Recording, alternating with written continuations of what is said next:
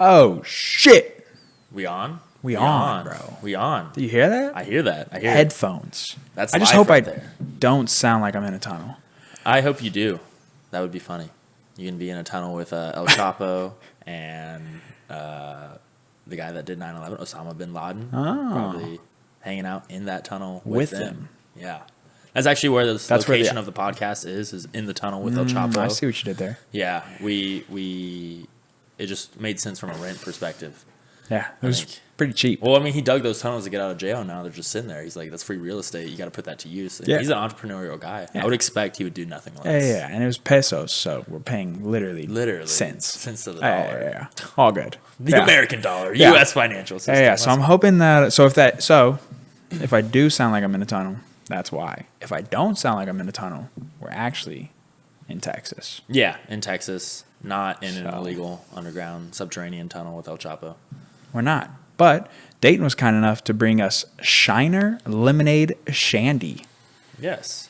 Is it Shiner Shandy lemonade flavor? Like, how do you say that? Have you ever had a shandy before? I have not. What's a shandy? So, cheers. Okay, cheers. Hold on. We can't drink it with the tops on. I guess you're right. Can't drink it with the tops on. Okay. Make sure the mic picks up this. Ooh, that was crispy. That probably was nice. Nah, it was crispy. Okay. Cheers. Cheers to the comeback of the podcast. Thank you. Cheers. I know I'm not the first episode, but... Well, Brandon had to be first. I wrote it down in the notebook. I sent him a picture of it. I believe that. I wrote it down. It was either this April, so it was dated April 14th with no year. It was either this April or last April. But I had written down that Brandon is 100% the comeback episode.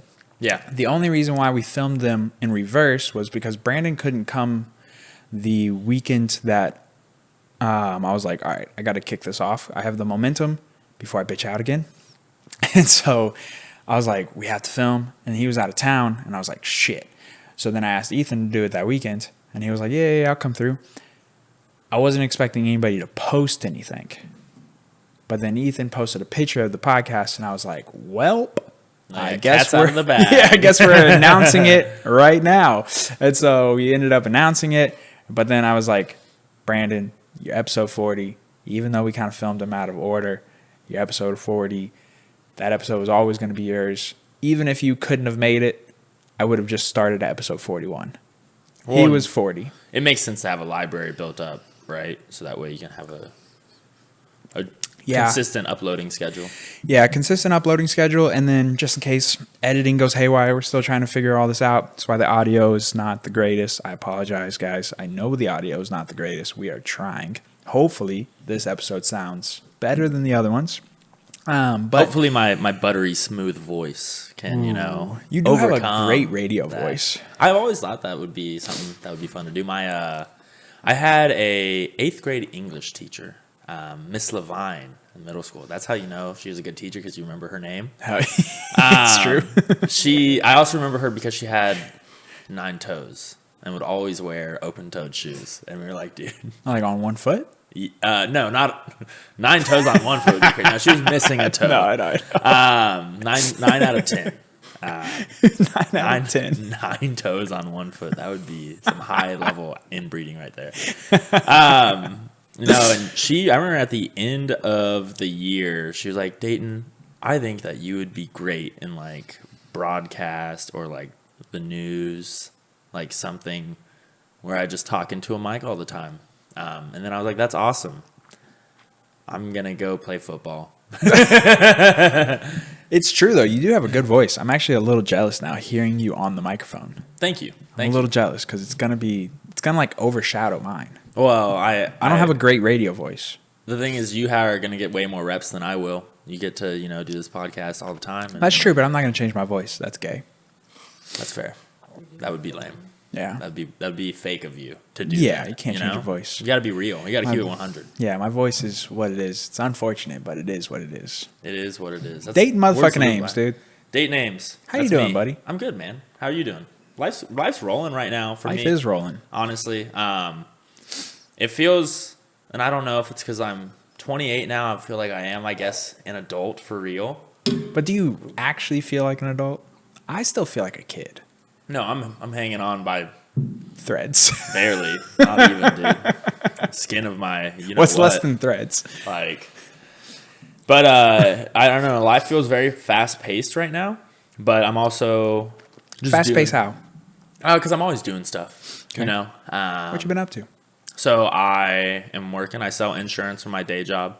So I've just been doing that, and I've been trying to take that more seriously over the last year or so. Okay. So actually, really spending time trying to develop that, market that, and get better at doing that. But at the same time, I've got the passion side hustle I believe everyone should have, which for me right now is pro wrestling. Yeah. And I'm pursuing that pretty intensely. I think I've got a good shot in that great. field. And so, I mean, look at those arms. Hopefully the camera picks that up. Yeah, look at so. those. Yeah. Look at those, dude. No, I mean, I've been an athlete my whole life. And so for those that aren't familiar with me and my background, I used to train MMA with Jordan for the 4 or 5 years. We trained together. And so that was how we got really close. And I did that for a long time. And honestly, I thought MMA was a great fit for me. I'd always played sports. And so just doing sports for me was very natural. The training was very natural. But I'd always done team sports. And I had always kind of been in the situation, and there were definitely things that I could have done better to help the team perform or whatever.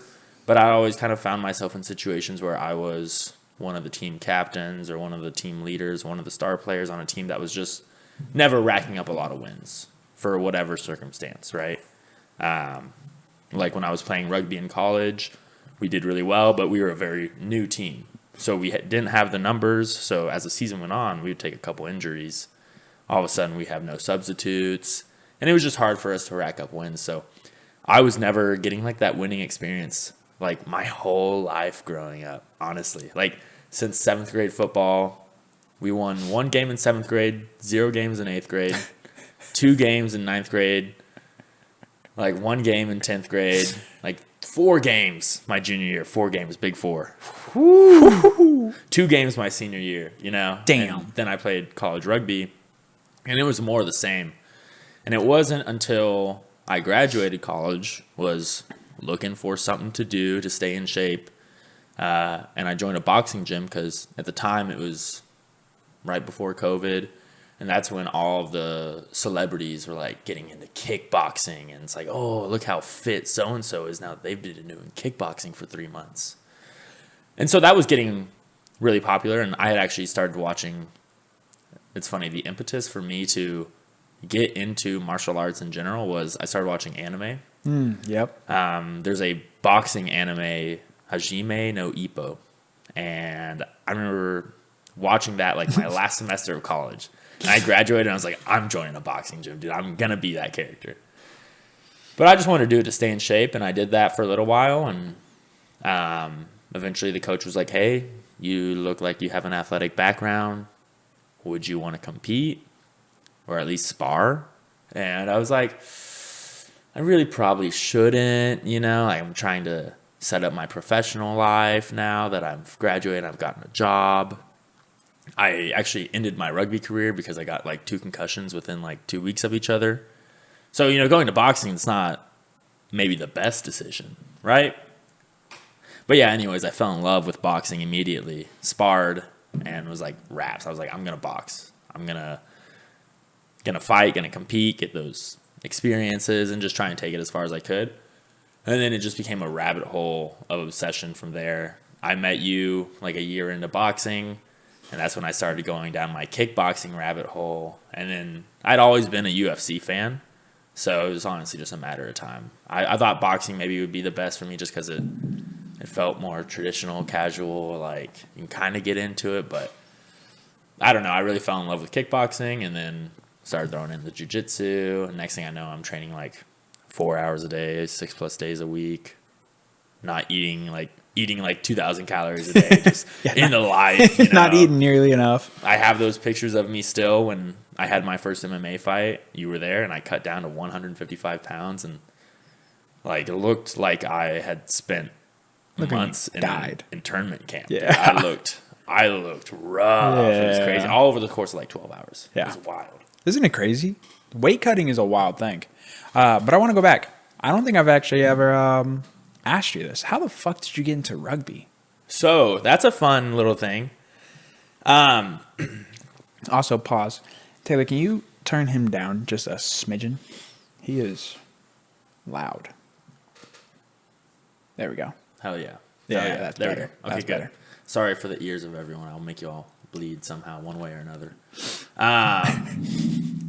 But I got into football from a young age. Was always playing American football, and I loved the contact aspect of American football. So I was in early high school, late middle school, probably 8th grade, 9th grade. And a couple of videos. At the time, I was like a big YouTube kid, even then.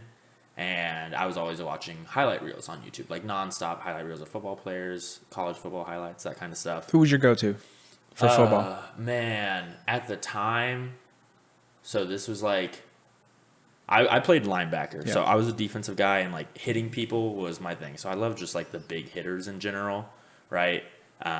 Number one guy during that time, Clay Matthews. Clay Matthews. This was peak Green Bay Packers when they I'm 8th grade. I was in 8th grade the year they played against the Steelers in the Super Bowl, and I just followed Clay Matthews that whole time. I mean, he had the look with the long hair, big old dude just running in and laying people out, super intense. That was the year USC produced 5 first-round linebackers. Yeah, I hated USC. I don't think it was that year, but maybe a couple Didn't they all years. come out at the same time? Well, so there was a couple years before that, I think, that USC beat Ohio State, who's my favorite college football team. They lost to USC in the Super Bowl, or the national championship. Yes. And I don't remember what year that was. I think it was a couple years before. But Correct. ever since then, I was like, I hate USC. Man, I can't deal with those guys. I love USC. Dirty Trojans. Yeah, I loved USC. I don't watch football as much, but Reggie Bush days, bro. Reggie cooked, dude. Dude, watching him go from sideline to sideline never got old. And it was just equally as impressive every time. Yeah. Because it's always fascinating when someone is that much better than other people who are also really good. Yeah. Yeah, I mean, it's like for me, the number one example of that was watching Steph Curry. I got really into I was never the biggest basketball fan, but I got super into basketball probably for about 4 years, from like when I was about 16 to about 19, 20. I was playing a lot of pickup basketball and watching a lot of NBA. And this was the rise of Steph Curry. It also helps because I'm a Ohio sports fan, and this was when Cleveland was with LeBron going against the Golden State Warriors every year in the finals. Yep. So I was watching a lot of basketball at the time. And dude, Steph Curry, the stuff that he would do, like, It doesn't make any sense. it's like bullshit. It's like so- you he's watch so him play. good, dude. Like, if I was playing a video game and he hit the shot that he hit over Anthony Davis. Yeah. Anthony Davis was with the Pelicans in yeah. Game 7 of their round one of their championship runs. If he hit that shot, that fadeaway 3-pointer falling into the I'm just turning the game. bench, I'm turning the game off. Bro, I'm pausing the game and yelling at the person that I'm playing with. Like, if I'm playing online, the other person's seeing the game pause. Like, before it even goes in, the game pauses. And I'm just, he's quitting. He's forfeiting. Like, that would be... It's bullshit. Yeah. And the fact that at the highest level, there are guys that can do stuff that looks like bullshit is just absurd to me. Like another guy that I used to watch a lot. Tyreek Hill. Dude, Like- Tyreek Hill. How fast he is unfathomable. It's goofy. He's on the field with super athletes. And he is so much faster than them still. Bro. So... Same years that I was talking about, right, where I was watching a lot of Clay Matthews, I'm more of a college football guy than I ever was a pro football guy. And that year was when, Oregon had burst onto the scene with their crazy fast offense. And they had this running back, Michael James, dude. Yep. Oh, Same my thing, God. dude. His highlight reels were stupid. Short, choppy steps. Short, choppy steps. Just can stop on a fast, dime. yeah. The acceleration is crazy, And he's one of those guys that he has those highlight reels where he busts down the sideline and he's like sprinting full speed down the sideline and still juking guys out as they're like messing up their pursuit angles and just making people look silly. It's crazy that you can see that in high level sports where people are still able to like stunt on people. It's fascinating. Anderson Silva, when he was just making people miss with his hands down. Don't even get me started on combat sports because that's doing the same thing, but I always thought combat sports are the highest risk. It's the pinnacle. And so it's like, man, you're stunting on people with the risk that you're playing with. It's Gangsters. But I spent enough time on the internet that eventually they were like, dude, this guy obviously loves violence. He loves when dudes tackle each other at full speed. And so the algorithm just showed me a little bit of rugby. Okay. And I would watch some highlights of that, and a lot of the tackles in that were really brutal. And I thought that was super cool. I was like, this is sick. And I actually asked my mom when I was like in 9th grade if I could go join the local rugby club, and she shut that down. She's like, dude, they don't wear pads. Obviously, they're killing each other way worse than football players are. Oh, Dolly. Oh, little did sweet, we know. Sweet, this is about Dolly. 2 years before CTE got really big in the NFL. So, so that didn't ever come to fruition. But I played my rest of my high school career out playing football. And then I had the fortune of going to Trinity University in San Antonio to continue my football career. But I quickly learned that, like, there's levels to this shit. And so I'm 5'9", right now, about 200 pounds, which is about the size I was when I was a senior in high school. And I go to college, and the starting linebacker, so I was second string. I was third string, I think, when I came in as a freshman.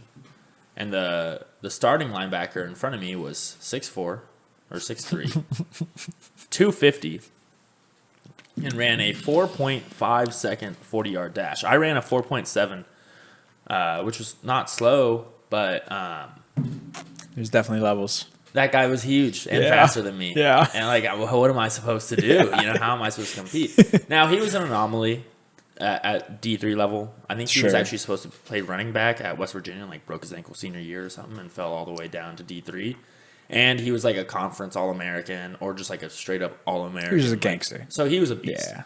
But even then, that's when I started to realize that I think with football players especially, that's one of the biggest sports where like having that genetic freak athleticism like really comes into play. Because that's the sport, at least the way I see it, where it's like because there's less cardio requirements in pro football, it's like how can we max out these athletes? We want to get guys the big as fast. They're the freaks of the possible, freaks, right? And so I didn't quite have that to get to as high of a level as I wanted. And D3 football, even though it's just D3, like it's college football, it's a lot of work. And I was also trying to like do school and everything at the time as well. And Trinity's a big educational school as well. So it was a lot of work for me. And also I was just fucking around a little bit too. And so after my sophomore season, I decided to quit because I kind of realized I was going to be riding the bench my whole career and it just wasn't worth it. And the moment I quit, like these two African guys come up to me at our school. Hey man, we heard you played football and you're out. Do you want to try play rugby with us? And I was like looking for something to do. I had always been curious about rugby. And so I was like, yeah, I'll come check it out. And at that point, like I never felt like I was a natural athlete at sports. I never felt like I was picking up stuff naturally. And I think part of it was that I had the benefit of athletic training in a football program since I was in high school. Also taking it just very seriously in general. But I picked up rugby a lot quicker than I picked up American football. And I was, I think, a better fit for it athletically because whereas cardio is not that big of a requirement in football, it is in rugby. And so I was able to make up for my maybe lack of stature, lack of like true top level speed, lack of like absolute freak level strength. And instead now I've got some cardio too that balances that. I'm also just really good at like yelling. We were talking about my voice earlier. I yell a lot. I was doing that even in football, and that's even more of a thing in rugby. So it was just a good fit for me. And honestly, being a part of the rugby club at Trinity was like one of my best life experiences because when I joined with those two guys, the team was maybe 7 people. They had just started the club. Okay. And so I was part of like our inaugural tournament that the club ever had. And then after that first semester where I was on the team, we decided going into the fall, which is we wanted to play like 15s rugby, which is like full sport rugby. And so we had to recruit and everything like that. We had to get we wanted to become like an official club sport of the school. And I took on the responsibility because the 2 guys that had started were engineers and studying a lot. And also like one of them was going to graduate soon. So I took on the responsibility of being the president, starting that club up. And I did that for like 3 years straight at Trinity and ran that club. And, at one point we had like 30 plus players on the team, and we never put together like great seasons, but we won a couple of 7s tournaments, and it was a really good experience. It was a lot of fun. Does the team still exist now? No, they didn't survive COVID. Oh. They were good until COVID happened.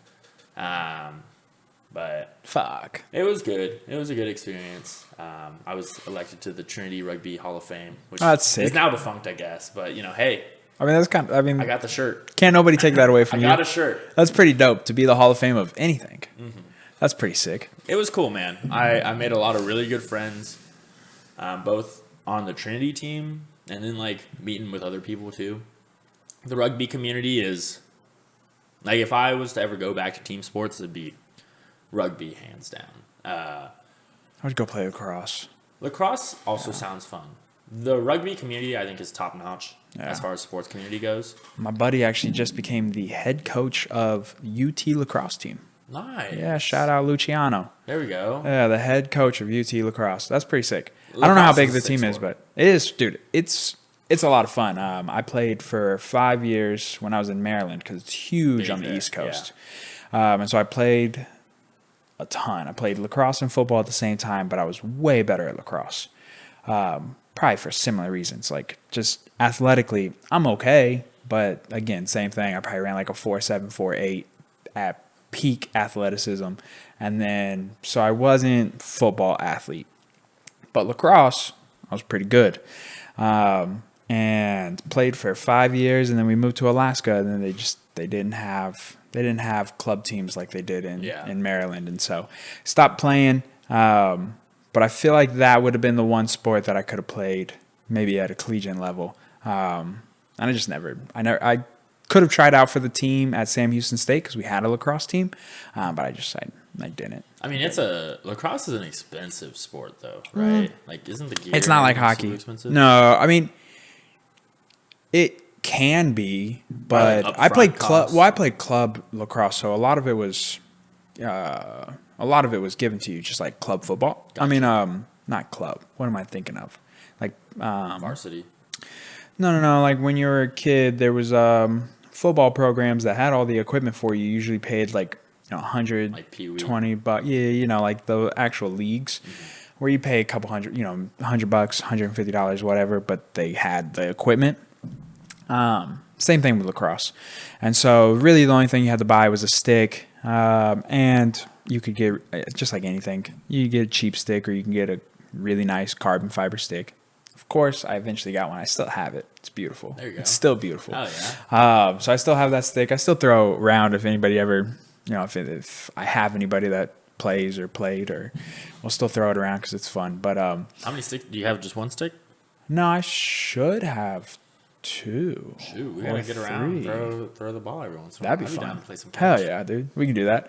And so, I played that for 5 years, and we moved to Alaska, and they didn't have it like they did. But in terms of their upfront cost, hockey, it's nothing like hockey, where you got to pay for like ice time, things like that. We actually had lacrosse fields. We just play on soccer fields, so you didn't have to worry about stuff like that.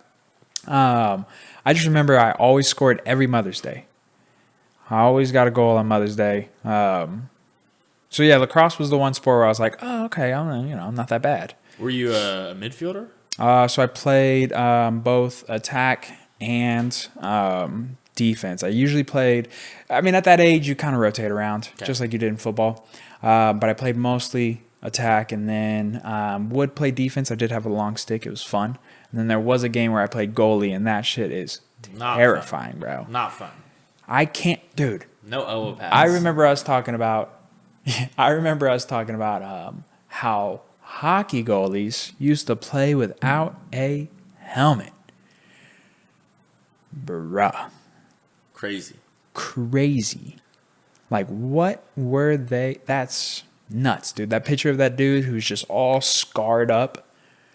You know what I'm talking about? I want to say there was like a gal, I think a lady recently, I might need to get fact checked on this. I think the lady recently like died or was in like critical condition after like blocking like 82 shots in one game. 82. And it's like, dude, your defense sucks. She just like, dude, yell at your teammates. was she just blocking them with her chest? I Like, mean, that's kind of how you do it. I guess so. Right? Yeah. Like, Yeah, you kind of do, dude. Playing hockey goalie and lacrosse goalie that's a crazy way to make a living. That's a crazy concept. Hey, I'm gonna just step in front of this thing going 80 miles an hour at my face. Yeah, and a lacrosse ball is nothing like a hockey puck. Lacrosse ball sucks, right? Yeah. I've been hit like in the like right here in like the quad, like upper quad groin area, and you'll get a welt, like a paintball welt. But a hockey puck has killed people. Well, I'll be honest, dude. I don't understand how. And most pro hockey players, I think, still play like this. I think in college now, hockey. I don't watch a ton of hockey. I'll be honest. But in college hockey, you know, they all have the cages generally around their face, I think. Yes. But in pro, most of the guys wear like the half visor over their eyes, and Those their guys are whole chin is those exposed. guys are wild. Like, dude, Those guys are wild. And I understand I don't know. I mean, I guess Probably more comfy. Just like us wearing headgear when we spar. Well, it's Nobody really wants to. I guess you're right. I guess it's like, you know, once you get comfortable with it, you're like a baseball player. You know, it's not like aren't going to know where the puck is when you're on the ice in the 99. Doesn't mean it's not going to hit you in the face. That's what true. do you think you're freaking Neo in the Matrix? You're just going to dodge that shit. If you're a major league hockey player, you might be. Not if it's coming at you at 100 miles per hour. You're getting smoked. Those guys are top level athletes, bro. You never know. I mean, they are kind of freaky athletes. You ever find a photo of I did, but it's not one to put up on. Oh, motherfucker! See, I told you everything was going too smooth. It was going. I can try and turn it off and return it. It was all going too smooth. So I'm gonna try and reconnect everything. Fuck it. Damn. All right. Technical difficulties, I but have it, it's we'll pull it up here in a second. No, so yeah, I mean, people's throats have been slit by ice skates. That one guy died just a couple years ago, and the other dude went to jail for it. You remember that? That's crazy. Yes, this guy, dude. They used to bro. Wait, Fake Fake scars and scars. wounds to simulate injuries accumulated in 16 years. Boo! bro. Why do they need to put on makeup to simulate 16? It says that he had more than 400 stitches earned during 16 years. Oh, okay. So no, he didn't fake it. Wait, He's recreating all of the injuries that he has gotten playing hockey at the same time. Oh, so his face didn't necessarily look like that. He was recreating what his face would look. I think that's like if I got all of my injuries all at once, this is what my face would look like, as opposed to like the injuries over the course of 16 years. Yeah, so he doesn't look like that. Oh, actually, I mean, his face is still kind of jacked. You can tell. I mean, obviously. Oof. Yes, I mean, you can definitely tell, but it doesn't look as detailed as that. Okay. It's way different. Damn, the I got pictures. bamboozled. You got bamboozled, man. You I've can't been trust quoting what you that see on the photo for a internet. long time. That's crazy. Yikes. Oof. The reps going down. Anyways, The street so cred's going you're down. watching highlight films, and they start trickling in some boxing and MMA. Now you're at the boxing gym. Yeah. And once I got into boxing is kind of when I got really, I don't know, I'd always worked really hard in sports. Yeah, you get very obsessive. One of the things that always impresses me is you commit. Yeah. And I'm very jealous of that. I'm always like 3/4 in, 1/4 out to save myself the disappointment, just in case. I mean, I figure like I'm probably going to be disappointed either way. I think I have the right combination of OCD, tunnel vision, and lack of shame. But that's exactly what you need to go after something. Yeah. Yeah. And I think it works out for me. I think because I have that mindset, a lot of people have said like I don't live enough, which is fine. But who's saying that? What have they accomplished? Like, who are these people that are saying that? I mean, I think it's more people. I think this is just different. And this is actually something that I studied when I was in college is like, I took a consumer behavior class and they kind of put people into what they are motivated by in like different boxes, categorizing people on their motivations. And there are some people who are experience oriented. Okay. They want to experience cool things in life, right? They want to go on vacation to cool places, go to cool concerts, have cool experiences. And I respect that. That's dope. Some people are more achievement oriented and they want to rack up achievements and rack up accomplishments. And I think that's kind of more where I fall in, right? And so when people are like, hey, you should like live a little and like not spend most of your life at the gym, because I mean, like with the way my schedule is right now, I'll be spending Monday, Wednesday, Friday at the gym from like 5 p.m. to 11 p.m. That's only 3 times a week, though. It's not that crazy. 4 Saturdays too. Oh, you didn't say so. My bad. I forgot Saturdays. Monday, Wednesday, Friday, and Saturday. Got it. So 4 days a week. 4 days a week. But on top of that, I also work 9 to 5, and then I'm also making sure I'm spending plenty of time in the gym, lifting. But can't you make the argument that you are still getting experiences? How many people can say, well, spoiler alert, we get to pro wrestling, but how many people can say that they have experienced, the crowd cheering for them, even in your MMA fight? Like, how many people can say that is an experience? I agree. I think it's just like different people's, and like, I think when people say like, you need to live a little, like to them, they don't see that as like, how could that be fun? Like spending that much time just working on stuff. To me, when someone says what I enjoy doing, that's fair. Where I have fun. To me, when someone says you need to live a little, typically they're an alcoholic. I wasn't gonna go there. As we're drinking beer, we're living a little right now. Yeah, right? Like, usually the people who are saying that are usually going out to the bar multiple times a week. Yeah. Or like that's their weekend. Yeah. Their weekend is going out to the bar, right? I've done plenty of traveling, but I'm still, same as you, dedicated to the craft, getting better. But I've done plenty of traveling still. I had those experiences. But you can't... There's always a balance, right? You have to... Well, and I don't even necessarily think there's a balance. I think that whole fucking balance shit is just to keep us all where we're at. But I think... I think you achieve those experience. I think you achieve the ultimate experiences by pursuing what it is that you want to do.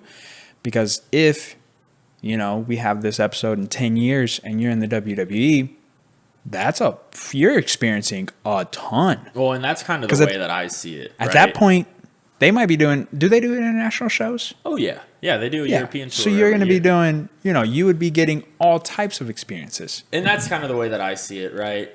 The one, whether or not you should go for experiences in life or you should go for achievements or legacy, whatever it is in life. The one thing that I know for sure, at least in America right now, is you got to work probably at least 40 hours a week. Minimum, yeah. Minimum to make a living. Yeah. Right? You have to work. It's fucking expensive. That's the one thing I know. I know that for sure is that you're going to have to work. So for me, if that's the one thing I know for sure that I'm going to have to do, and that's a third of my life at the very least, and then another third is me sleeping. Might as well enjoy that third. I want that 1/3 of work that I do to be something that I find extremely satisfying. Absolutely. Extremely gratifying. And so for me, that's sports. That's pro wrestling right now. And I can see a path where I can live and be a pro wrestler. And then on top of that, whether it was MMA or it was pro wrestling for me, if I become a professional in that, there's going to be traveling opportunities. Absolutely. And so, and then on top of that, like you said, it's definitely an experience getting in front of a crowd. Yeah. And being the center of attention. Because I think what happens is, and we'll know shortly, right? Because this whole live a little experience thing, this is a much more newer mindset, right? And I think it comes back to what we kind of always talk about is there's always a push and pull. There's always an overcorrection. And I think we're seeing an overcorrection even with that, in the sense of there probably were a lot of people back in the day that never left their town that they grew up in. They probably worked the same job for 40 years looking for that pension or retirement or whatever it is. And so now people have seen that. They don't want to do that. And so now they have this mindset of like, let's live a little. I don't want to take things too seriously. I'm just working a job. I don't work to live. I don't live to work. I work to live.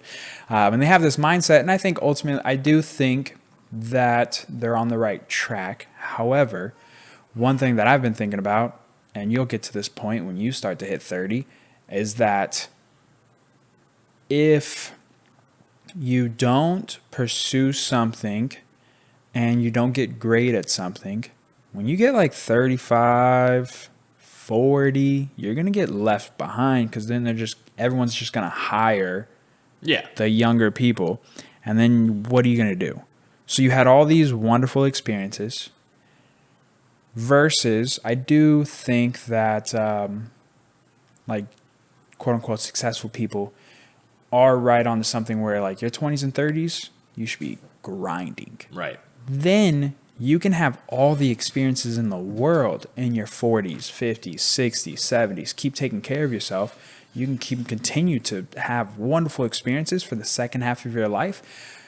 You could probably have more of them than you would have if you do it in the reverse. Because I think if you do it in the reverse, man, what are you going to, like, you might be fucked once you're 35, 40 and, you know, like. You're so behind. Yeah, Or it's just, if you're trying to do it while you're still grinding, it's sometimes hard to enjoy it when you don't have all the income that you need to go and enjoy stuff, right? You can't do it full time yet, so you're working. You're doing both. Right? Your 9 to 5 supports your 5 to 9.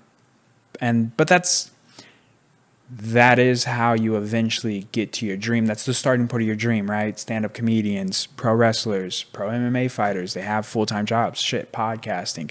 Like, we all have full-time jobs, but we're all trying to pursue something outside of that job. And yeah, at the moment, you might not have this, you might be using your free time in a different way. But again, 10 years from now, I could have more free time.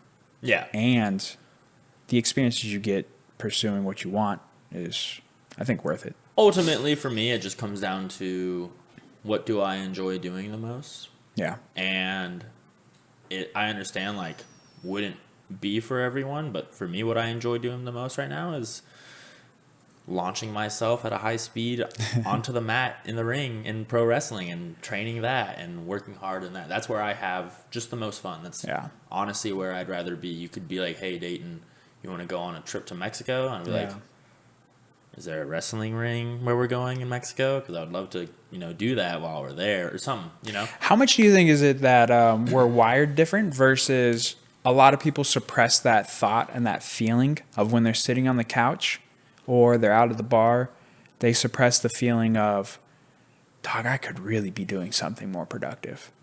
How much, and we don't know how other people feel, but from my experience, I feel like it's almost more the latter, where they're suppressing that thought versus us being wired differently. I think everybody, or maybe not everybody, but I think most people are looking for some kind of satisfaction or some kind of purpose. Yeah, but I think, I don't know. I'm not trying to talk like the decision that I'm making by pursuing pro wrestling is necessarily the right decision. But not just pro wrestling, anything. Yeah, but there's always going to be an opportunity cost when you do put yourself as, I'm putting my whole being into pro wrestling. Yeah. And so that's costing me in other parts of my life. And I think that... How so? Well, so, for example, I'm getting injured all the time, right? I think I've hyperextended both of my elbows in the past month. So, my elbows hurt, right? I'm I'm in great shape, I think. I take really good care of myself. But also, I'm in pain a lot from MMA, from pro wrestling. If I worked just as hard as I did on my physique, but then I didn't also go and break down my body left and right, I would have more time for maybe just establishing connections that matter with friends and family, or I would have less injuries, if I was just focused on working out, but in a way that was more health oriented as opposed to being performance oriented. But I do think those are inevitable, unfortunately. Obviously, doing what we do, we put ourselves at risk of more catastrophic injury. But the actual like breaking down things, hyperextensions, slight micro tears, things like that, you're gonna achieve those, or you're gonna get those from just bodybuilding. Yeah, but even like if I was working out, like I don't know, it still doesn't compare. I don't think it compares. Well, if you talk about pro wrestlers, like even pro wrestlers that don't have major injuries, live. Like a pro wrestler's lifespan, like is on average to like 60 something. That's usually the extracurriculars. Partially the extracurriculars, but dude, you're throwing yourself on your spine as hard as you can over the course of a 30-year career. Yeah. Because with pro wrestling, it is something that you can ride into. But then, aren't you living? Hey, I'm here for a good time, not for a long time, but baby. Aren't you living, right? Like, I mean, yeah. If this is something that you truly love to do, right? Then yeah, I think it is worth it. But I think that there's a lot of people that would look at all the potential downsides of that, and then on top of that, you have to. Or are they worrying about something that hasn't happened yet? Well, I think that the other aspect, the other factor of that equation is not just okay. So these are the negatives of doing this. There's also the potential that you never get like any actual financial payoff, especially in like sports. Of course. The statistics are just so low that you actually make a financial living out of it. Absolutely. Where it's like experiences aside, which the experiences are a huge part of it. If you're not doing it for the experiences, you'll never be able to do it for the money because you'll never get past all the grind required for it. But if you put those experiences aside, you could look back after 20 years and be like, wow, I have a lot of injuries and I have no money. And if you didn't have great experiences while you were in the industry, then all of a sudden, what did I just do to myself? Yeah, but you probably made the wrong choice then, like, in the sense, like if you look at it that way, right? Because then you didn't love it, like you're saying. But sometimes I think people never figure out what it is that they want to go psycho for. That, yes, I think so. Yeah, and I think that's a detriment. I think that's sad. But it's hard. I mean, the reality is there's only so much time in life. And like you said, once you hit 30, you're already starting to fall a little behind if you haven't found what it is that you're trying to lock in on. Or the time's always ticking, right? And so you got to find what it is. And I'm just fortunate that I have found something at the age of, I think I found pro wrestling, I was 27. So I was fortunate to find that at still a young enough age where I can come in and see what I can do with it. Are you fortunate, or do you constantly put yourself out there? Because since I've known you, you've now pursued 3 different things pretty obsessively. And it's not that you're necessarily bouncing from thing to thing. That's not the case. I think one thing has led to the other very organically and not forced. And it's not that you weren't good at each of those things. It's just that I think you really found your knack with pro wrestling because it's the pinnacle of those 3 things put together, like rugby / MMA / boxing. It is all of those things coming together. So you're still using your athletic side. You're still using, you still have to be on your feet. You're still thinking on your feet. But you're using the other side of you that I think sometimes you don't use enough of, is your actual personality, your radio voice. You're so fucking marketable. And now you've found a lane that forces you to be marketable, even though you don't post nearly enough. We're working on it. But you have found a lane organically through these stepping stones, but it's from you putting yourself out there and not being afraid of trying new things. You could have went to AAPW and not enjoyed pro wrestling. But then I'm very confident in knowing you would have just went and tried something else afterwards. And if you fell in love with that, boom, You would go fucking till that leads you either to something else or till that led you to where you want to be regardless. So I think give yourself a little bit more credit. Like, I think it's a lot of people stop doing what you're doing in high school, right? In high school, we have this freedom. We have this ability to try new things. We have this ability to find something that we love. And I feel like a lot of people do find something that they love in high school, or even maybe a little before that, or maybe even in college. And then they become an adult, quote unquote. Yeah. And now they feel like they don't have time for that hobby. Because even if it is just a hobby, even like I was just talking about this last episode, even if you work your day job and 20 years from now, you don't even make $1 from pro wrestling, but you fucking love it. And you have so much fun. You meet so many people. It leads you to X, Y, and Z. You have, fucking lost my train of thought. I mean, it's not any different than damn going out on the weekends at that point, because you're still It's spending not. money, you're still doing stuff that's negative to you, right? And you're creating experiences. Yeah. And that's kind of the way that I see it, right? I think where I can give myself credit with the transition on various sports that I've made, finding myself in the place now, is I think that it's just being able to have like a realistic evaluation of yourself. So the way I got into pro wrestling was I was fighting MMA, and I suffered my first loss, and I was in good spirits. I was ready to bounce back, and then the very next week I blew out my knee, and it was ACL, MCL, LCL, The whole thing. meniscus, everything, the whole right? thing. Nuked that bad. Whole thing went boom. Loud pop, loud scream. Jordan was there. Yeah. We got the footage. Yeah. And so that was brutal. That did a lot of damage on my morale, because it was one thing to lose in MMA. I got knocked out in like 30 seconds. So that was quite we had a really long camp going into it. So there's a lot of build up for like such little payoff. I think it'd be one thing for me if we went in there and banged out for like a couple rounds and then I got finished and lost or whatever.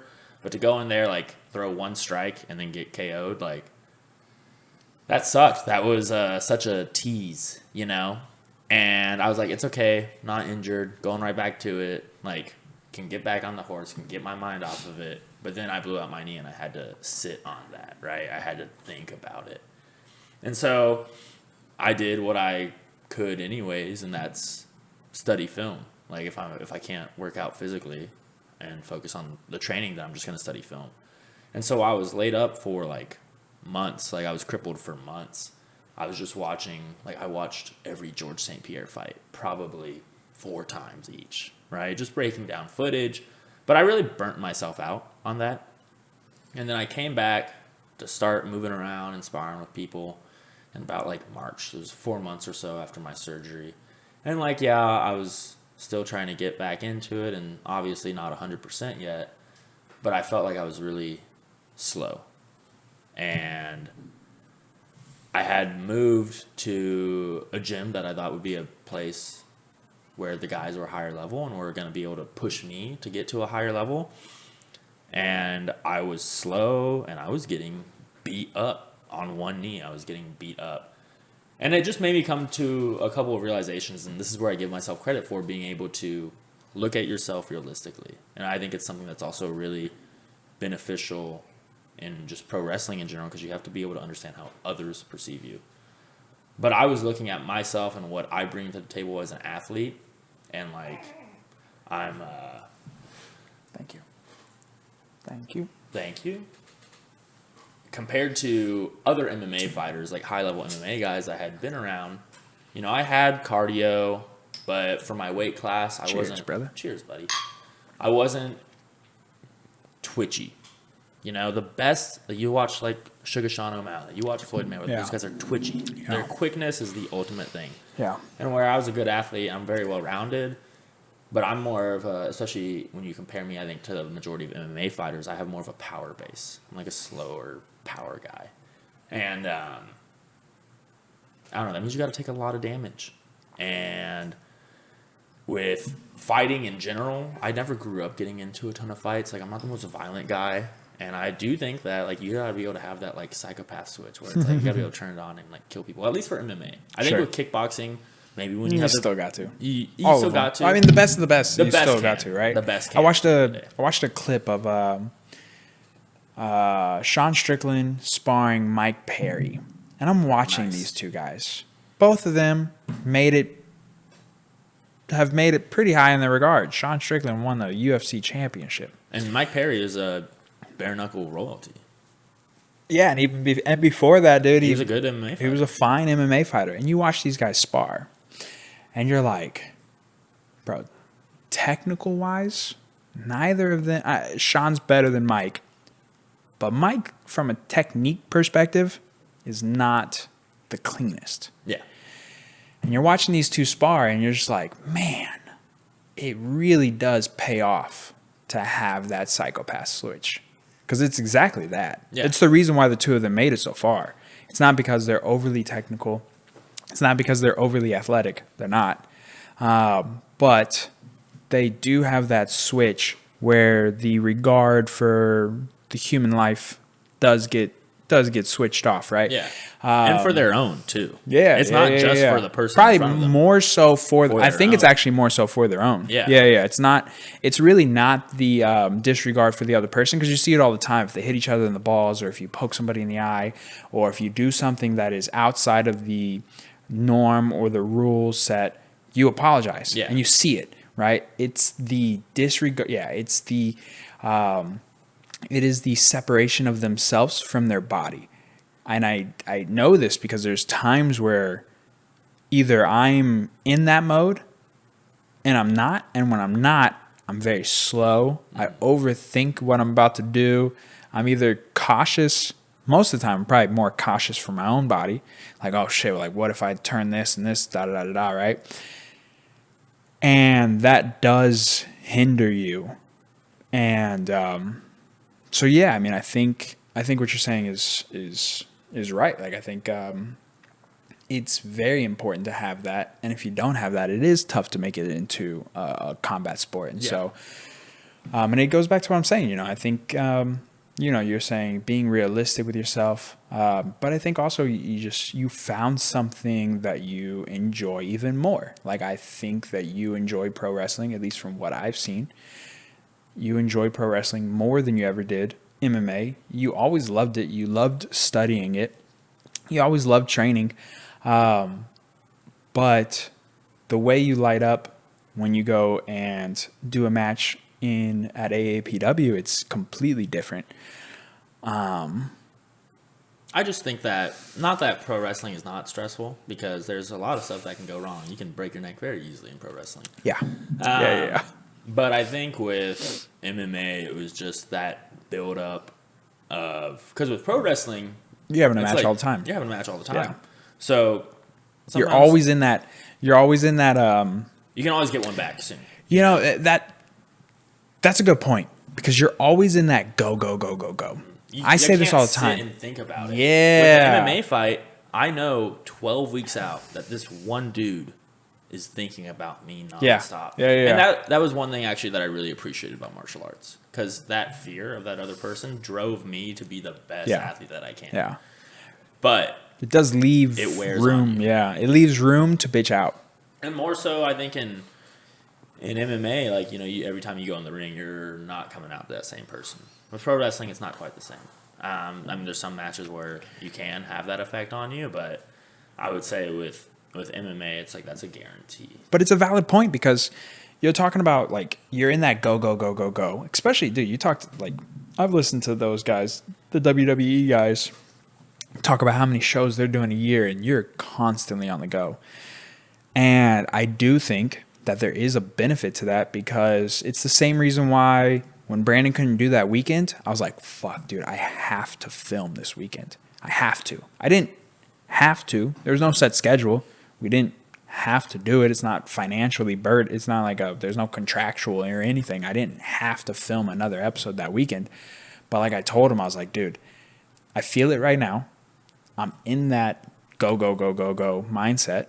I've been doing very good, and I don't want to derail that because it's very hard. Once you derail that, you have to have an immense amount of discipline to put yourself back into that. I mean, shit, dude, it took me like, 3.5 years to get this shit fucking back up and running? It took a long time for me to get back into that. Now, we're going to work on the discipline aspect, but we are going to stay on that go for that exact reason. And we're going to, merge them together. But it's a valid point to what you're saying. And it's why MMA fighters are the gangsters of the gangsters, because you have to, if you've never been through a fight camp, you just simply won't understand. But a fight camp is the hardest fucking thing you will ever do physically and mentally.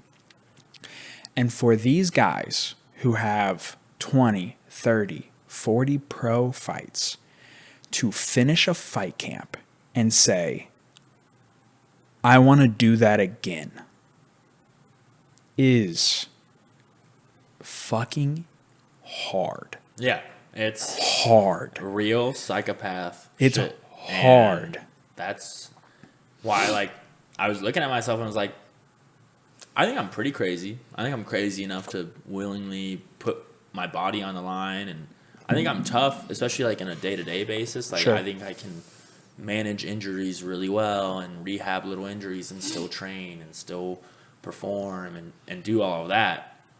It's the mental aspect. I'm down to have my face rearranged. I remember, man, when I first deviated my septum, or I first got cauliflower ear, and I looked at myself in the mirror and my face isn't symmetrical the way it used to be. This is you kind of have a moment where you're like, am I your identity is very much attached to what you perceive your appearance to be like. And so when you're getting your face rearranged, that kind of gets affected. It's just a mind trip. It is. It's a mind fuck, dude. The whole way. It is the hardest mental battle of all time. I mean, literally from the moment coach comes up to you and he's like, hey, we've got a couple fighters. You want to maybe think about taking a fight in a couple of months against, this is what the guy would look like. And so all of a sudden, the moment you walk, boom, that heart starts pumping and you're thinking about it. And then literally from that day for, 8 to 12 weeks, it's all you're thinking about. Even when you eat, it's what you're thinking about, because now the way you eat is different because of this one guy. I remember leading up into my weight cut, I was probably overtraining. I probably wasn't doing it in the most efficient way possible, but I was waking up, running 3 to 5 miles every single day, and then training twice a day on top of that for 3-ish hours. And that was just all so that I could get enough weight off to make weight. That wasn't even I wasn't doing those runs so that way I could have the cardio. That was just so I could even make it to the ring. And then it's all also I've got to fight this dude. There's so much to think about going into it, and it's such a process. And honestly, I wouldn't have traded that experience. And I've done several fight camps, so I wouldn't have traded those nobody can take that away from the you. World, dude. And it's okay. It's okay to be okay, that ain't for me. Yeah. And again, that goes back to what I'm saying. I think you should give yourself some credit, because it is okay to say that, you know what, this isn't for me. I'm being realistic. I love it. You still watch. You're still a fan. Mm-hmm. But it is mentally insane. Well, it's a young man sport too. You know what I mean? 1,000%. And some of these kids are started, they start 3, so 4, young, 5. And but then, at the end of the day, you could have still made it. So here's what I think is the biggest thing, right? When I say it's a young man sport, all sports are technically young man sports, right? Your body operates better when you're young. But with MMA, you have your chin. And that, I feel like, is probably more than anything one of the first things to go as you get older, especially if you're fighting and you're taking shots on a regular basis. And so, that's just another feature that adds on. And also, after I lost my MMA fight in 1 punch, 2 punches, 3 punches, I was like, do I have a chin? Because prior to that, I'd never really gotten rocked. Yeah. And so that's just one of those genetic factors where it doesn't matter how good you are. You can't train chin, and you need to have one of those. I think there's a lot of things in MMA, and that's what separates it, or just combat sports in general, that separate it as a sport because, I don't know, I mean, you can outdog people in football and in basketball and in soccer, I guess, to a certain degree, but a lot of times outdogging people in those sports is just having better cardio. Yeah, pushing harder, yeah. Pushing past that barrier. But yeah. like in, yeah. I don't know, I feel like in fight sports you see the dog. the dog. Yeah. You know who that person is. You see the dog. Yeah. You see guys that have iron chins. Yeah. You see guys like Alex Pereira that have dynamite in their hands, and no matter how much they've trained, no matter how good they are, like that was something that was just in them, that maybe they had to unlock it, but that's just something that's in. Marab. Yeah. That gas tank is insane. That's just something that's in him. Yeah, he trains like crazy, I'm sure. And I'm sure the training that he does makes his gas tank better. But it's also mental. But there's also a mental and a physical aspect to Marab that other people just... It's just like David Goggins. Yeah. Clay Matthews, going back to Clay Matthews, I was listening to a David Letterman interview that he did, and he said that one of the things that make great NFL players, those are not necessarily the same things that make just like great people that operate in society. Because you do have to be kind of like a psychopath. You kind of have to be, like he said, you kind of have to be a psychopath. You kind of have to be greedy in a certain degree. You know, you gotta want it all. And like you gotta be delusional and a little narcissistic. And so I think that's just something that a lot of people have kind of bred out of them, which is okay. And I think like the majority of society probably shouldn't be that way. If we were all trying to be pro athletes, can you imagine how crazy the world would be, dude? Just fucking everybody roided out, dude. Oh gosh. Can you imagine? Can you imagine? We wouldn't be as fat. That's true. Healthcare costs would probably be a little bit lower. Yeah, I would hope so. Well, I don't know. If Maybe. everyone's doing steroids, it's probably not going to Yeah, probably not, dude. Everyone's blowing out their knees every month trying to do extreme sports. So you make this transition to pro wrestling, right? Right. That's obviously a crazy thing. On two fronts. A, people really underestimate the wear and tear on the body. Because you are doing matches all the time. That is the flip side of that. Yes, you're in that mindset, go, go, go, go, go. It's very easy to stay in that rhythm, but it is very taxing on the body as well. And then secondly, there's going to be people who are like, that's fucking dumb, or that's weird, or what are you doing? More so, I think even more so than if you tell somebody you're trying to be a pro MMA fighter. Yeah. Right? You're going to get judged a little hard, even harder, because it is one of those it is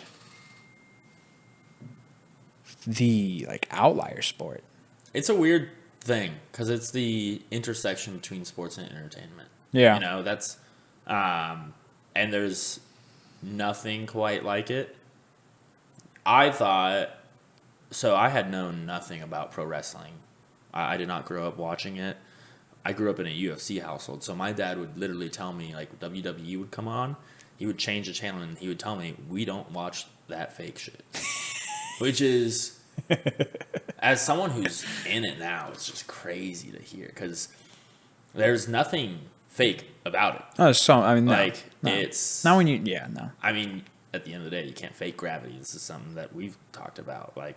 Can't fake the chair hits. You can't fake the blood. You can't fake the blood. You can't fake the gravity. Yeah, there's still a lot happening. And it does require a lot of, like... I guess you don't have to be super athletic, but also you can, if you're really athletic, you can do a lot of really crazy shit. Yeah.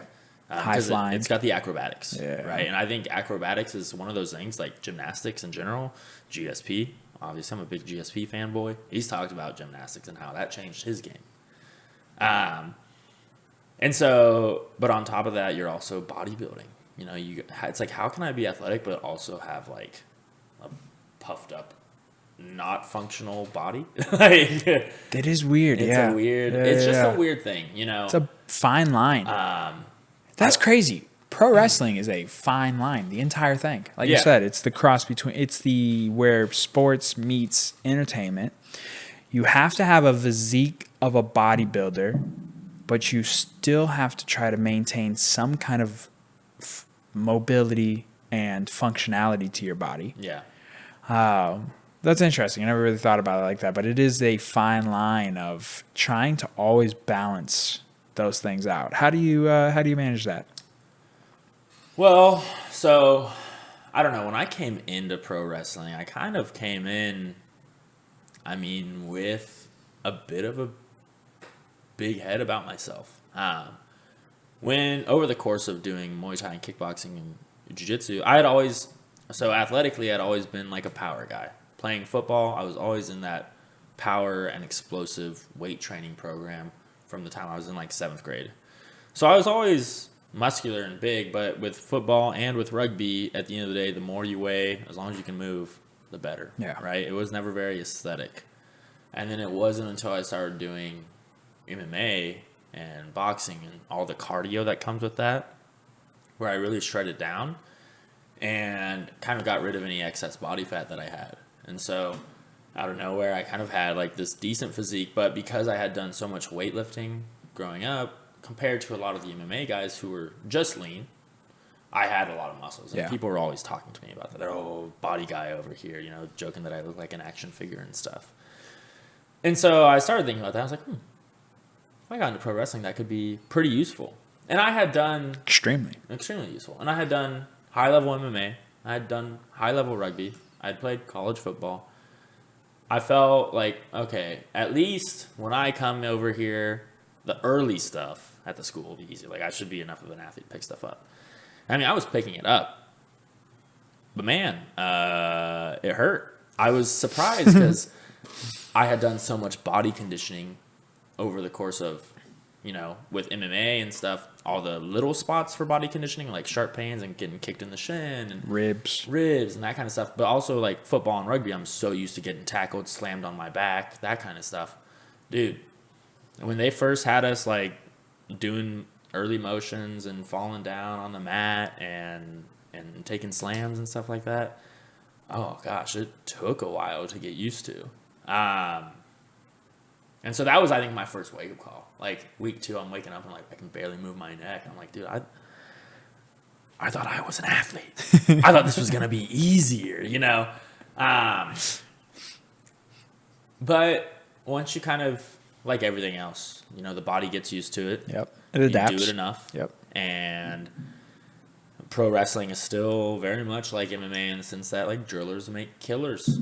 And so if you can do your moves well enough and clean enough, you can get everything done. And I've just been approaching it the exact same way that I approach every sport, right? And it's not much different, I think, mentality-wise than other sports, or at least I don't perceive it that way. Maybe other people do. But for me, at the end of the day, you know, you show up as early as you can, you train as hard as you can, you leave as late as you can. You still want to win as many matches as you can. You still want to become a champion. And you get there by putting in the most work. And I think it's very, like, I don't see how that's different than any other sport, you know? And at the end of the day, like, real recognizes real. You'll get that championship if you're the top dog. It'll fall into your hands. It's just about being ready and being the guy. Yeah. Absolutely, yeah, no. And so that's the exact same way it is with MMA. Like, you'll get your shot. If you're good enough, you'll get your shot. That's life. Sooner or later. Exactly. It's life, right? It's not just sports, it's anything, dude. Like, cream rises to the crop, rises to the top. Ooh. Messing up that Randy Savage reference. I didn't eat in these beers. Oh, no. There we go. It's starting to hit. Oh, no. So obviously you're a GSP fan. That's your MMA guy. Who do you like to watch for pro wrestling? Like, who do you do you still study pro wrestling? Yeah. Like you study MMA? Like, how does that work, and what's different about studying pro wrestling versus studying MMA? I mean, it's the exact same thing. I've been watching film since I was playing football in high school, right? So that was something that I brought to MMA. That was something that I was going to bring to pro wrestling no matter what. You just look at what the best guys do. And you... What are you looking for? Just... So, when I watch a match, I'll watch a match. You can watch a match like 4 or 5 different times over and over. And when I watch a match, okay, I'm going to watch wrestler A the whole match. What is he doing the entire match? Even when the focus is maybe on wrestler B and he's having his moment, what is wrestler A doing? And vice versa. What is the ref doing the whole match? Just where is everyone? And then a lot of the time I'm just looking at like, what moves are people doing? And then I've been an athlete long enough to where I can generally watch a move a ton of times, kind of see where they're putting their hands, where are they flexing certain You're a muscles. visual learner. And then I'm like, okay, maybe I can start drilling that. And Yeah. all of a sudden, boom, I've got a new move, you know? Just looking at how do guys win? How do guys set up their wins, you know? And get into their finishers, get into their big moves. Like, for example, if there's a move that I am wanting to do, I'm going to look up the guy that's known for that move.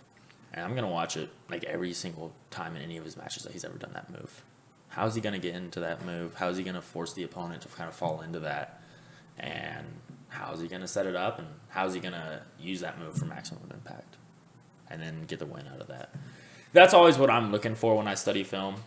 Some of my favorite guys, I'm a very 80s and 90s wrestler. Those are the guys that I love.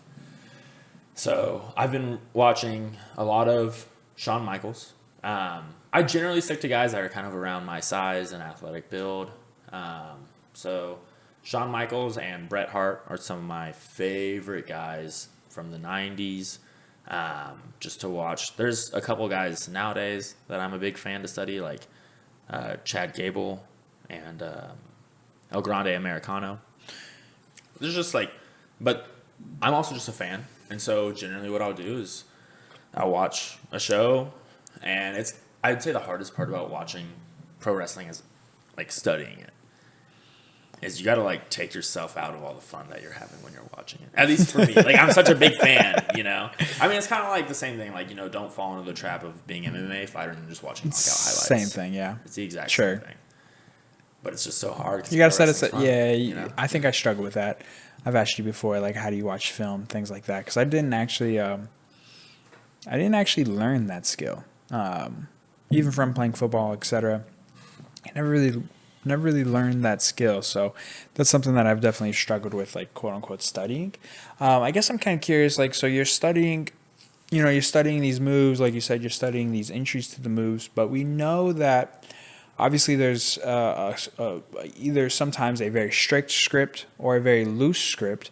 So how are you applying what you're seeing in these matches when you talk about, like, you're learning how people are winning, and then how are you applying that to your own pro wrestling, where maybe that's just not, maybe you're supposed to lose this match, or that maybe you're just not, that's not the entry you're going to hit for this move. So how are you taking what you're watching, and like you said, like, oh, I got a new move now, and how are you putting that back into your actual matches? I think it's looking at what you do currently. I'm like, okay, when I hit like a backbreaker on someone. What's a backbreaker? Explain that for A folks. backbreaker is there's a bunch of different backbreakers. A backbreaker is generally like any kind of backbreakers when you pick someone up and you lift them, and then you, as you're bringing them down, you like slam them onto your knee on their back. So you're in like a kneeling position. You're picking them up, putting them down on your knee. So boom, my back. You know, you break their back. Hence the name. And so, depending on how you do your backbreaker, the opponent's probably gonna land in a certain way. You just expect that, right? Because they're gonna fall off of your knee, or they're gonna get stuck on your knee. You know, your hands are gonna be where. And so, okay, if I've got them in this kind of like base position, it's almost like in jiu-jitsu, right? You end up in a guy's full mount. Okay, well, what are the things that I do when I'm in a guy's full mount? There's a lot of different ways to get out of full mount. but what are the things that I do, right? So it's about, hey, I need a move out of this position. I need another move when I have that guy on the corner. Well, what are moves that work in that position in the ring, right? So then are you taking these moves and you going back to Pops, the head of AAPW, are you going back to him and saying like, hey, I think this, in these positions, this could be a good opportunity for me to use these moves. Is this something that you're doing more in like the matches where you guys are, I guess, break down the different ways that the matches work. You've briefly have told me where there are matches that people really want to script the entire thing beforehand. And then there's matches that you're doing where people want to more call it on the go. Explain that to people, like what's actually happening in the ring. Yeah, I mean, it's just personal preference, right? We are wrestling each other, and some people are very they go well off of memory, and they can keep a long list of moves in their head, and so, hey, I'm gonna try and get this on you, and then if I get this on you, well, what are you gonna try and get on me? Or just bang, bang, bang, point A, point B, point C, right? But generally, you gotta approach it like a fight, and it's almost like a language in there. It's like communicating physically. Like, imagine if we're in the ring and I've decided I want to slam you. Well, if you're not letting me slam you, I've got to find a way to get to another position where I can slam you, because that's what I'm going to do. And like, I got to do that because it's like what I'm supposed to do. And if you're not letting me, like, if you're a good enough wrestler, you can find a way to find that position to get them in there and to slam them and still do it safely. And so it's that communication, right? It's almost like a dance. Like if I'm wrestling, a guy punches me hard, I'm punching him back hard. And like, it's like just setting a tone, right? It's something that's really hard to explain. And like something, honestly, that doesn't make a whole lot of sense. We could talk about, I think a good example of a contemporary event going on right now, and when pro wrestling goes wrong, for example, is like, I think it was like yesterday, it's breaking news, that Raja Jackson thing. So for those of y'all that haven't been spending too much time on the internet, Rampage Jackson, former MMA fighter, great in Pride and UFC. Now he's a streamer and internet personality. He's done a great job for himself, kind of, taking that career and continuing to monetize it. Well, his son now, Raja Jackson, is a kick streamer. And I guess he was part of a wrestling show like yesterday. Mm-hmm. And now, yesterday, for those who are listening, yes, this is going to be a couple weeks in the past. Yeah. But Saturday, August 20-something. Yeah, August 23rd. Yeah, around that time. He came on to the show, and he was supposed to kind of have an interaction with a guy, and he took it extremely, way too far. He knocked a guy out and then proceeded to punch him like 20 times. This is a knocked out. It was pretty gruesome. It was really brutal. Yeah. I mean, it took a while for people to pull him off. And, like, that's what happens when you don't properly set the tone in the first place, right? You just have to be able... In what way? So, from what I understand with the background of that... He got hit in the face with a... He got hit in the face with a... beer can. A beer. So... Like, before the match, they were already kind of yapping at each other. So at least that's what I saw. My understanding is that wrestler believed that Raja Jackson was also a wrestler. I mean, he's coming in with his own camera crew, right? He's Rampage Jackson's son, so he's an athlete. He probably looks like a pro wrestler. At least he looks more like a pro wrestler than the guy that he beat up, honestly. Like, physically wise. The guy, Raja Jackson's in good shape. Yeah. He's 25 years old, prime of his life. Fights MMA. Rampage Jackson's son. Need I say it again?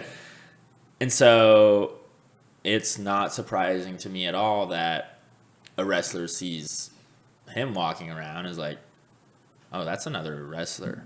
Like, let's, wrestlers are always looking for fights. They're always trying to make feuds to get people interested. Just like MMA fighters are always sometimes talking shit that they don't mean, Yeah. right? Yeah. And so the wrestler hits him in the head with a beer can. And if it was a closed, full beer, yeah, I would totally, even if it wasn't, if you just like knocked him out right then and there, like, hey, fair play to you, right? But then to like have that conversation with him afterwards and say, hey, sorry, I thought you were in the business. I didn't mean to do it. But hey, let's pull you in on the show and kind of make it up to you and let you have a little moment. That's where it all goes wrong. And I think that's why, generally as an industry, I kind of believe that pro wrestling needs to close it up just a little bit, kind of go back. Yeah, people are, just a little bit. there's a lot of people coming in. The problem is that, It's getting bigger. well, it's getting bigger, and that's Which is awesome. crazy because I thought it was already I guess when I was a kid, it felt like it was pretty big. So it's still not reached. Like 90s was peak pro wrestling. Peak. Peak. Bro, I watched Attitude the Era fuck was out of the WWF. And I think if you still compare like ticket sales and stuff today compared to back then, still back then it was crazy. I watched so much WWF. The Hardy Brothers, Triple H, The Rock, freaking guys were all Stone great. Cold Stone Steve Cold, bro. Austin, Nick Foley, I love Nick The Foley. Undertaker, Kane. I mean, dude, just peak.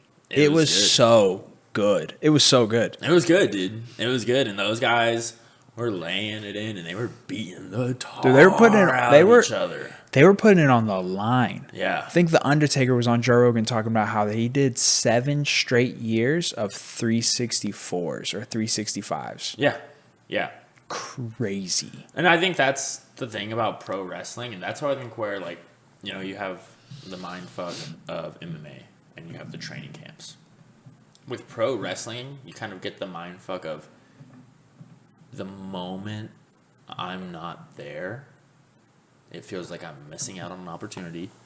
Like, same thing with the consistency of posting online, the consistency of being out there in matches and getting in front of crowds is just as important. So it's Yeah. like, dude, if I'm not there for a week, they're going to forget about me. Yeah. Right? And also, if they forget about me, they're going to start popping more for another guy. And they pop more for another guy, I lose my championship belt and they give it to that guy.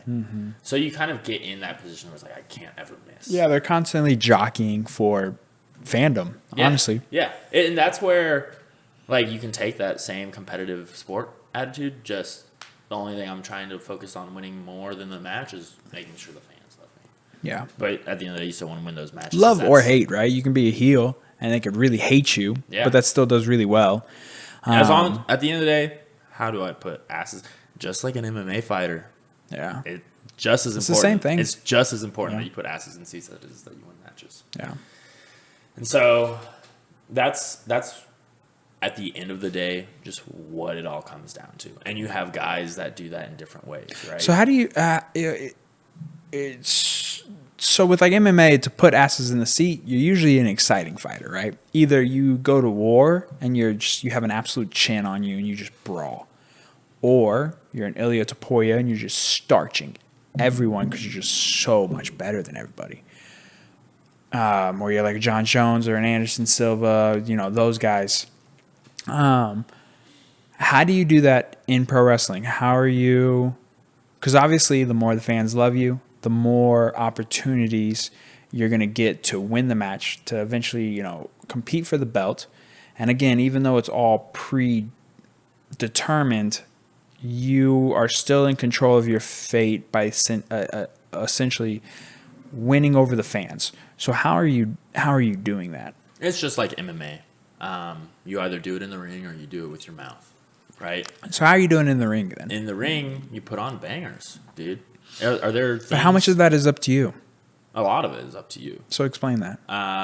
Well, for example, I like to jump off the top rope and do crazy stuff like that. I know guys that just aren't willing to do that because it's dangerous. I see what you're saying. It's higher risk, Yeah. right? Yeah. And so, honestly, where you're trying to find the line is how do I put on an exciting match and not risk my body too much at the same time, right? And you sometimes got to say, hey, it might be more worth it to risk my body And then sometimes you got to be able to look at yourself in the mirror and be like, maybe this match is one where we're not blowing Like the when roof they off. threw Nick Foley off the top of the cage. That was him saying, hey, I want YOLO. to make a moment out of this. I can take an injury. Dude, I was 8, Yeah. and I vividly remember that to this day. That I was at my is- great-grandma's in Delaware, in her living room, watching it, pay-per-view. I don't even know how the fuck I got this pay-per-view.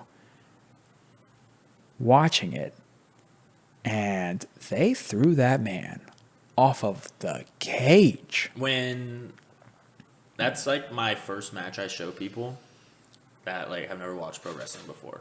And it's not because it's the best pro wrestling match. There's honestly, if you watch the match, not a ton goes on in the match. But when I'm showing someone pro wrestling and they're like, oh, why are you into that fake stuff? I'm like, oh, watch this real quick. Yeah. Tell me that's fake. Yeah. You can't fake that. Yes, You can't fake falling off the cage. You can't fake getting thrown off the cage 40 feet onto an announcing table. Yeah. Then going back up to the top of the cage busting while you're standing on it, falling through the cage, the chair that you were holding in your hands falling on top of your face, putting your tooth through your nose. You can't fake that. I forgot about that. Yeah. That's the second fall of the match. And then he gets slammed onto thumbtacks afterwards. Like, Dude, they were nuts.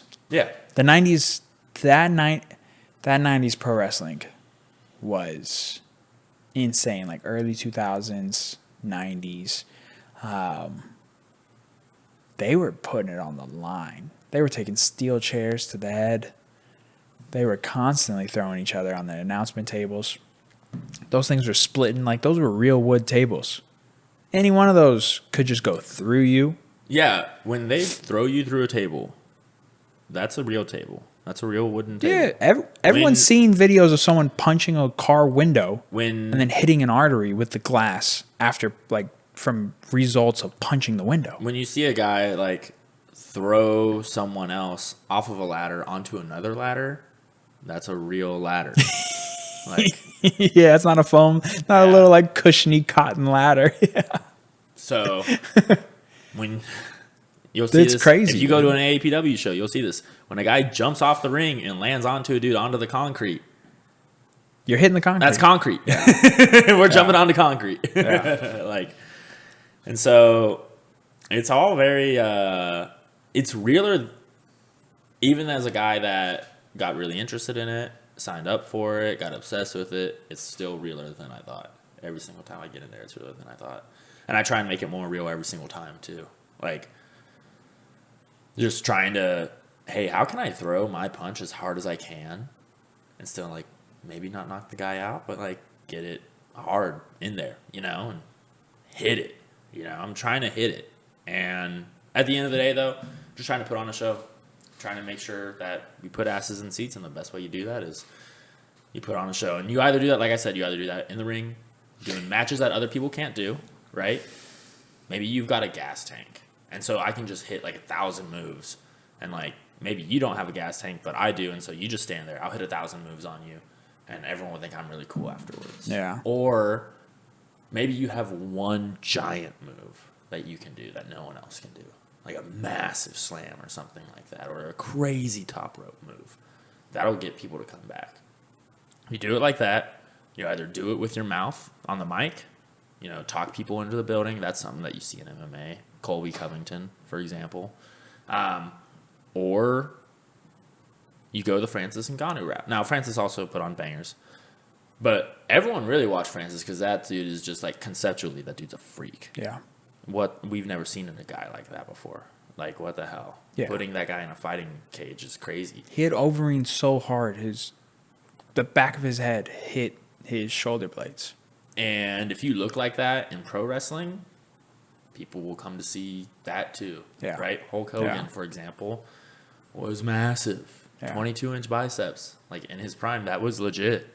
Like, 6'6". Like, that's a big dude, you know? Andre the Giant. So when you're in there and you're trying to make it, quote unquote as real as possible, right? Like you're trying to push the limits. How do other wrestlers respond to this, right? Is it similar to, when you're like in a jiu-jitsu gym and there are competitors and then there's hobbyists where you want to roll really hard, maybe you got a competition coming up, but not everybody wants to fucking go that hard.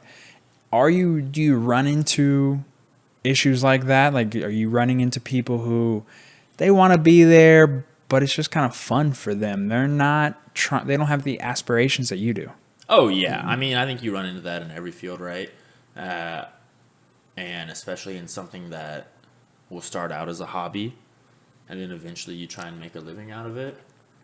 Like, yeah, you're going to have guys that are like, I have a pretty good living right now as it is. I'd rather just do this as a hobby. And the moment that like I got to put too much on the line, I'm out of it. That's wild. I've never thought of people doing pro wrestling as a hobby, just for fun. Like no aspirations to do it any more than that. Because that's I don't know, I guess I kind of look at it as stand-up comedy. Where, why would you put yourself through that? Like, obviously, training martial arts, there's a lot of benefit to that. There's, self-defense aspect. There's the mental aspect. There's the people you meet. I was talking to a guy earlier today. He was telling me how blessed I am to have the amount of people that I can talk to on this podcast. He was like, dude, it was really hard for me to find guests. And I'm like, man, the technology part is hard for me. I'm very fortunate in the aspect of I'm surrounded by interesting people because that's just like BJJ.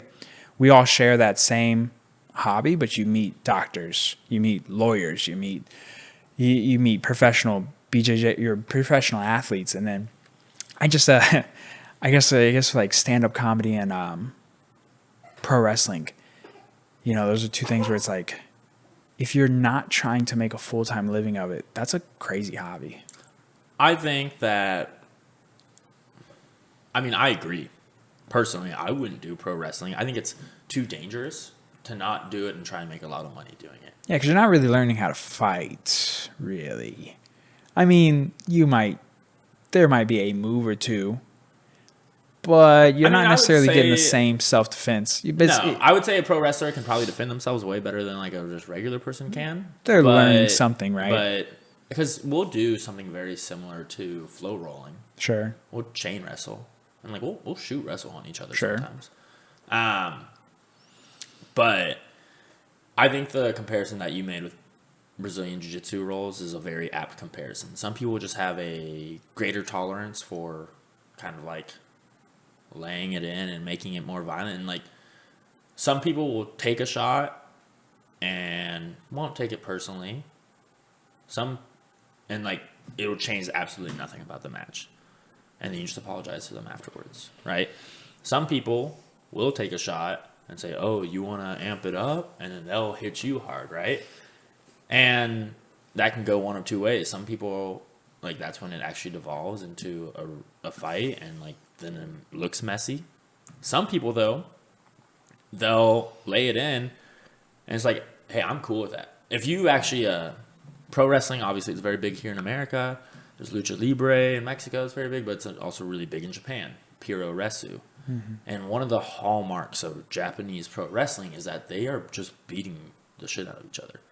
It's just like semi-consensual. Yeah, okay. Yeah, so there's actually, if you go into the history of pro wrestling, it's very interesting because in the 70s, there was a guy named Antonio Inoki. You might know him because he beat Muhammad Ali in a kickboxing match. Yeah. Yep. He fucked up Muhammad Ali's legs, just kicked him in the legs. You showed me this. So Antonio Inoki, after he won that kickboxing match against Muhammad Ali, one of the greatest boxers of all time, he believed that, hey, I think pro wrestling is like legitimate as a martial art. Like the techniques that we teach, if you just put it in at 100%, you would win fights that way. And like he kind of believed like it was one of the best martial arts. And if you go back to the 70s, 80s, MMA was starting to become a thing, but it was still more in the same version of like martial art versus martial art. So he started this thing called Inokiism, where they would have Japanese pro wrestlers take MMA fights. and sometimes it's kind of goofy because you have guys like in pro wrestling masks trying to like have an MMA fight versus like a legitimate like Muay Thai fighter or something. Yeah, it almost killed pro wrestling in Japan because all of a sudden all these great pro wrestlers were just getting murked by MMA fighters. But if you watch the way that they wrestle in Japan, like they are striking the shit out of each other. As long as you guys are okay with it though, then it's totally fine. Yeah. Me coming from an MMA background, coming from a rugby background, dude, as long as you don't injure me, as long as you don't fuck up my face, lay it in. I don't care how much it hurts. Like, just going to make me react more realistically. Yeah, that's true. Makes it a little easier. Well, and especially for, like, the level that I'm at. Like, we're not on TV. We're not in the WWE. We're not in front of... But you are on Twitch. We are on Twitch. Nice. Twitch.tv/AAPW. Check it out. Yeah. And YouTube as well. YouTube now? Yeah, we're on YouTube as well. Was it always on there? We started uploading on YouTube probably back in April. Oh, and the VODs yeah. stay there. Yeah, so you can go back, watch some of the classics, you know. There's a guy I'm a big fan of, Mr. USA. He's a beast. Follow him at Mr._USA PW. Hell yeah.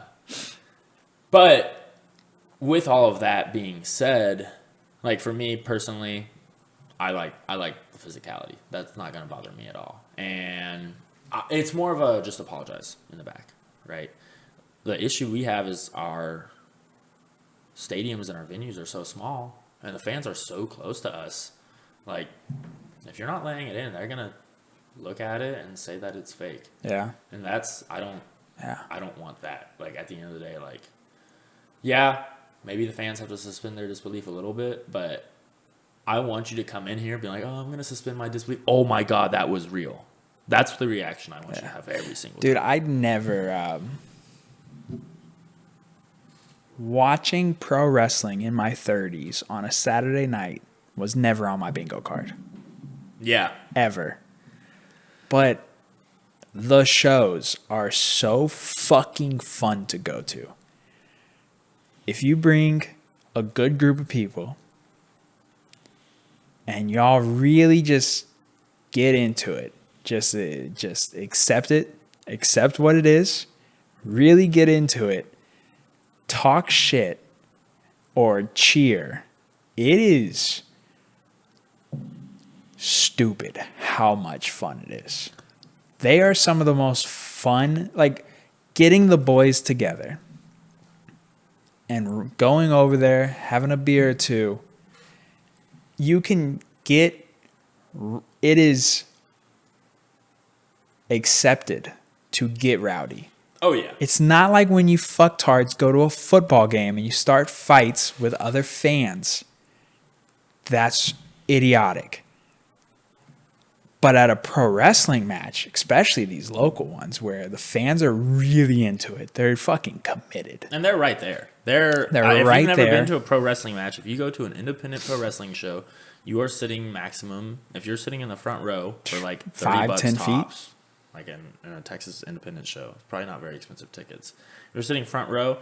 Legally, you have to be 6 feet away. Yeah. And because we're always so tight on space, legally, you're going to be 6 feet away and you're not going to be any further. Yeah, they're pushing. Yeah, we're stuffing y'all in there. Yeah, I mean, you're right there. You get to And- talk shit right to them. Yeah. They'll talk shit back. Or you can cheer for the person, you know, if it's a good guy, you can cheer for that person and they're right there. It is, it's so much fucking fun to go to. I think that's actually been one of my best experiences so far. Like one of the things I've had the most fun with pro wrestling, because like I said, I didn't grow up in a pro wrestling household, and so I didn't have a whole lot of friends that I grew up with that were into pro wrestling. Yeah. And I think like, you know, by around the mid 2000s, it kind of became weird to be a pro wrestling fan. That's because pro wrestling just took It got a little weird yeah. too. But that being said, I've brought so many different friends to pro wrestling, and they're like, oh, okay, we're going to come to support you, Dayton. You know, you're just a good friend of ours, and we're not really into it, but we'll come check it out just to support you. and they leave like, holy shit, I'm coming back, dude. That was sick. Like, that has been probably the best experience. You know, my family has started coming a lot, and I didn't know my family at all was into pro wrestling, and like all the little old ladies in my family now are going there and going berserk every single That's match. incredible. Like, my mom It's incredible, is dude. just screaming her lungs out. I was talking to my mom the other day. She's like, it's just so annoying because I'll get home at like midnight after the show, and I'm still so amped. I don't go to sleep until like 4 a.m. Like, she's on such a high from it. And this is my mom that's been to all of my sporting events. She came to all my MMA fights. Yep. She came to all my rugby matches. She came to all my football matches. Usually with a hand over one eye at least. For the Maybe MMA both fights. eyes. Maybe Yeah, both eyes. She thought that was really hard to watch, but pro wrestling, dude, she eats it up.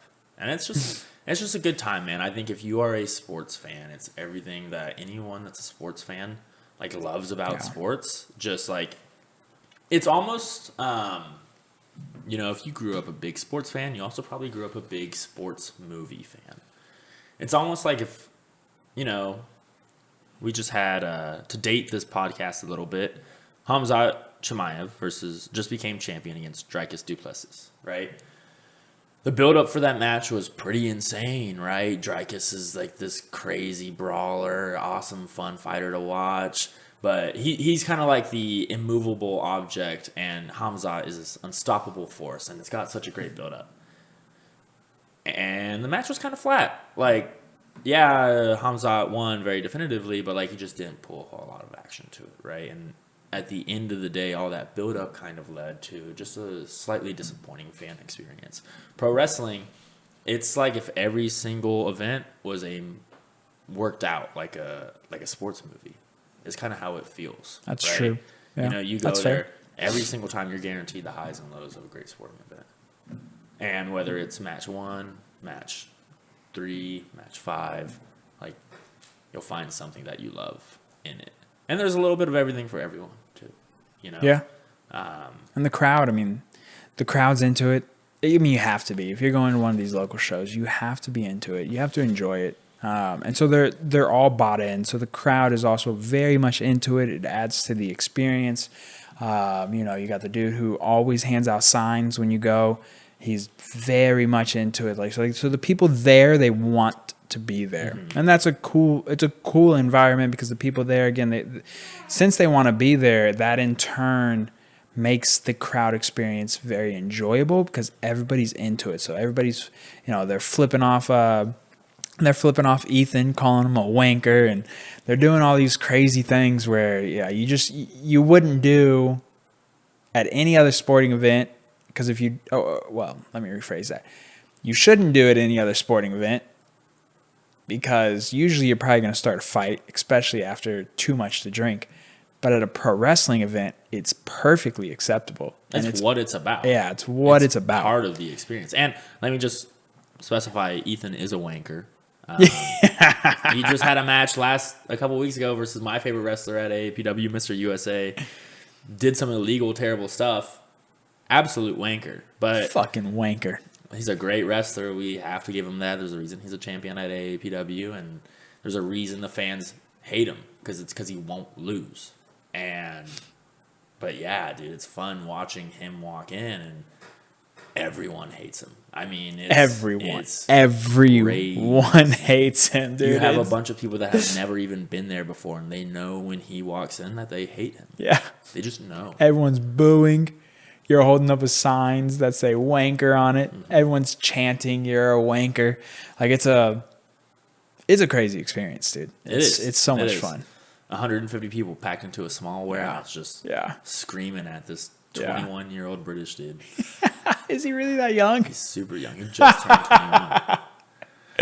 I didn't know that. Yeah, dude. That's fucking incredible, dude. What time is it?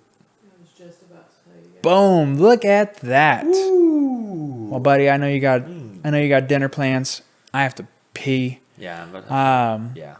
Tell people, you know, what you got coming up. Obviously, you know, there's a little bit of a delay with the release of the episodes, but where can people find you?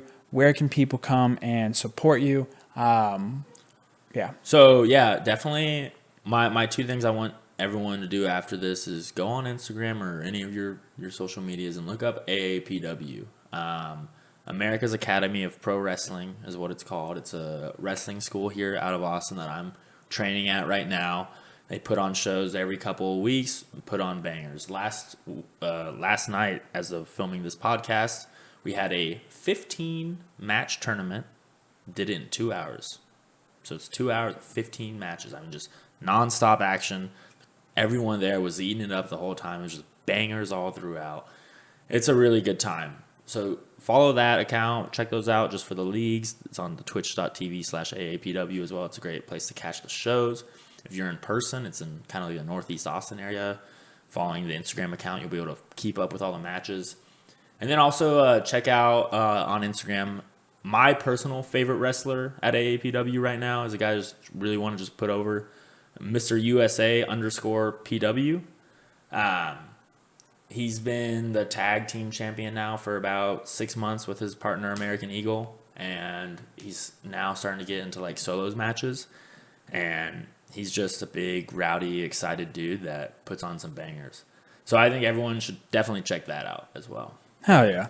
Yeah, I mean, when I was there, they did, what, 60-man, 100-man? 50-man battle royale. Yeah. 2 different rings. I think the first Two two-ring ring battle royale that Texas has had in like 20 plus years. 2 rings touching each other. People were bouncing back and forth. Everyone's getting chopped across the chest. Like, it was madness. I mean, at the end of the day, like, AAPW is ran by a 4-time Texas Hall of Famer in Papa Don Ray Campos. This guy is a genius. And the stuff that he's coming up with, I mean, he's been in the industry in Texas since the 90s. I mean, the dude is just a wealth of knowledge, and every single wrestler that's coming out of AAPW right now, and every single show that's coming out of AAPW right now, they're really high level, and it's a lot because of he's just dropping knowledge nukes left and right, dude. So because of him, and then all the hard work that everyone's doing there, it's put on some pretty good product. So. Fuck yeah. I've seen cage matches there. I've seen ladder matches there. It's a ton of fun, man. Definitely check it out. If you're in town here, definitely go check it out. AAPW. It's like $20 at the door. It's nothing crazy. BYOB. Go BYOB. So check it out. Go follow Mr. USA _AW or PW, excuse me. And then, yeah, Dayton motherfucking Ames, dude. I appreciate you, brother. I appreciate you having me. It was a blast. We'll do it again Absolutely. soon. See you soon, buddy. See you, buddy. God damn, I gotta pee so fucking bad. Yeah, I had a fart.